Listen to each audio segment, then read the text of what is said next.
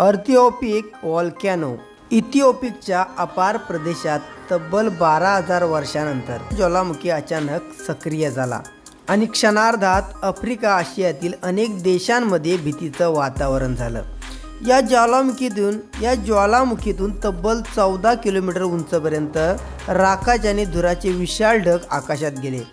या राखेचा प्रवाह वातावरणीय वाऱ्यांसह इतका दूरवर पोहोचला की त्याचा धूर भारतापर्यंत पोहोचला। पूर्व आफ्रिकेच्या हॉर्न भागातील इथिओपिया हा इतिहास, परंपरा आणि प्राचीन संस्कृती जपणारा देश म्हणून ओळखला जातो।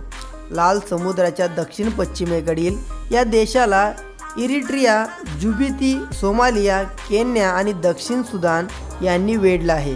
हा आफ्रिकेतील एकमेव देश आहे जो काही युरोपियन सत्तेखाली नव्हता।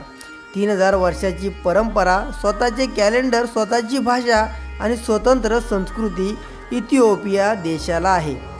इथिओपियात 80 पेक्षा जास्त जातीय गट राहतात आणि बहुसंख्य लोक प्राचीन इथिओपियन ऑर्थोडॉक्सचे चर्चचे अनुयायी आहेत। या देशाची अतिशय अनोखी परंपरा म्हणजे 13 महिन्याचं एक वर्ष।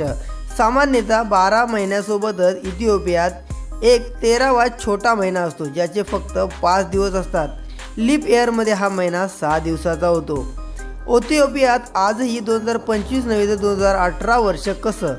इथिओपिया हा जगातील एकमेव देश आहे जिथं आजही गीज कॅलेंडर वापरलं जातं। हे कॅलेंडर ग्रेगोरियन कॅलेंडरपेक्षा 7 ते 8 वर्ष मागे आहे। म्हणून जग 2025 मध्ये असताना इथिओपिया अजून 2018 मध्येच आहे।